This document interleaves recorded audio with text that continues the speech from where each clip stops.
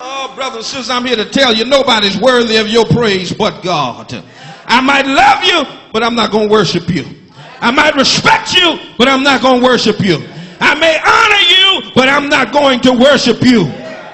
King Nebuchadnezzar said, if you don't bow down, you're going to burn. Listen to what these brothers said. They said, that's okay, King. The God that we serve, I'm coming to my subject now. If you throw us in there, the God that we serve is still able. Oh, Lord, have mercy. It may look like I cannot escape from it, but the God that we serve is still able. How many of you know he's still able? Watch how the Holy Spirit works. He'll have an unbeliever raise a question to which God is the answer. They said, King, your arms are too short to box with God. Even if he does not, we still won't bow down and worship the image. These boys had what all of us need. They had unconditional faith. Too many of us have conditional faith. If God does this, I'll do that. I know I'm headed down the right street because it's getting quiet in here. We try to barter with God. Lord, if you bless me with the raise, then I'll tithe. The Lord said you were supposed to be tithing on what you already have, and you won't tithe on what you already got. Why I'm going to give you some more so you can lie to me again? I just lost half the house right there. Lord, if you bless me with that house, I'll go to Bible study. Come on, somebody. You can't barter with God for what is your reasonable service in the first place. Brethren, I beseech you that you present your bodies a living sacrifice, holy, acceptable unto God, which is your... He's not asking you to do any more than what you should do. They didn't have that kind of faith where they were trying to let's make a deal with God. But you know what they said? It doesn't matter. If he doesn't, he's still able. And we've got to get to the point in our faith where we say that even if he doesn't, he's still God. If I lose my job, he's still able. If I lose my house, he's still able. If I lose my car, he's still able. If my spouse moves out, he's still able.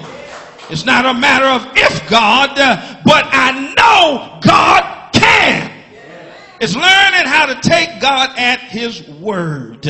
We don't know how God is going to do it, but we know God can do it.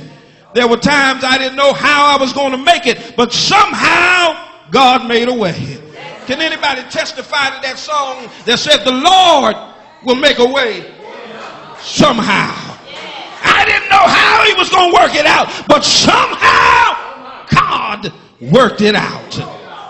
They weren't fazed, Mother Swan, by the king's edict. They proclaimed point blank that we will not bow. If God could bring our foreparents out of slavery in Egypt and keep us, we know he's able. If God could lead our people with a pillar of cloud by day and a pillar of fire by night, we know he's still able to deliver us. If our God could take the wind and split the Red Sea and hang the water up like curtains, we know he's still able. If he let our foreparents walk across and find freedom from oppression and slavery, then we know he's able to deliver us. If our God could bring our foreparents through slavery and Jim Crow and segregation and lynchings, then he's able to help us today. He can bring us out of a sagging economy. He can help us deal with our young men killing each other on the streets and our young ladies with low self-esteem. He can help us decrease the dropout rate and turn our communities around. Is there anybody in here who can definitively declare that I know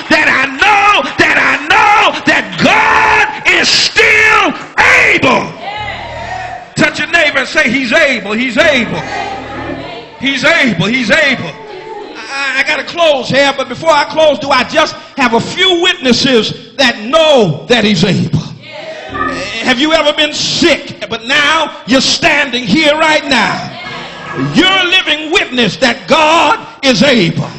Somebody in here has been down to nothing. You had a light bill due, had a gas bill too, but you can testify that God is still able. Some of us have lost a loved one and we've had to make that long walk to the cemetery, but in the midnight hour, God spoke peace to our soul and let us know that I'm still able. The king broke out in complete infuriation, told his people to heat up the furnace 7 times hotter. He wanted to make sure that nobody was going to escape. We're going to make an example out of them. But God doesn't have to take us out of the situation. God can help us in the situation. Stop looking for God to move you out of the situation. God can change you in the situation and help you to go through the situation.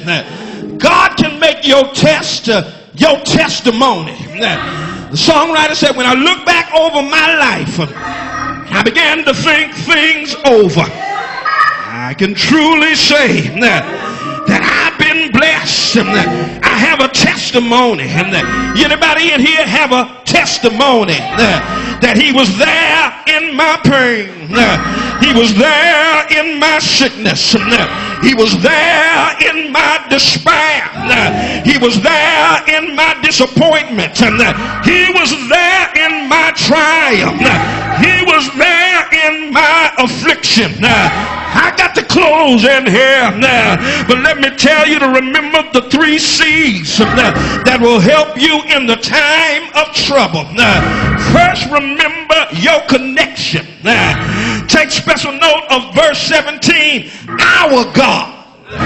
They knew that they were special because they were connected to God. The Bible said, blessed is the nation whose God is the Lord. They knew that I have a relationship with my God. He's not just some cosmic bellhop off in space, but he's Jehovah Jireh, my provider. He's Jehovah Nissi. He is my banner. He's Jehovah Shalom. In the midnight hour, I can still have peace. He's Jehovah Rapha, the Lord my healer. Behold, I am the Lord, the God of all flesh, cancer flesh and tumor flesh and tuberculosis flesh and high blood flesh and low blood flesh. He's Jehovah Rapha, the God that heals. Tell somebody, remember your connection. Then remember this. Remember who's in control. 2 words used by the Hebrews make all the difference. Those words were, he is able. In other words, it does not matter what situation I find myself in, God is still in control. God still sits on the throne. He still sits high and looks low. It may look like it's out of control, but God has it all in control. Yes. Yes. And then remember your commitment. They remembered way back in Judea. They made a commitment to live for the Lord. And we've got to remember the vow that we made. For God I'll live, and for God I'll die. We've got to remember what we said in testimony service. I'm a soldier in the army of the Lord. If I die, let me die in the army of the Lord. Throw me overboard. I've got a hiding place. Yeah. Yes. He's able. Yes, he is. Just ask David about Goliath. He's able. Just ask Noah about the ark and in the flood. He's able.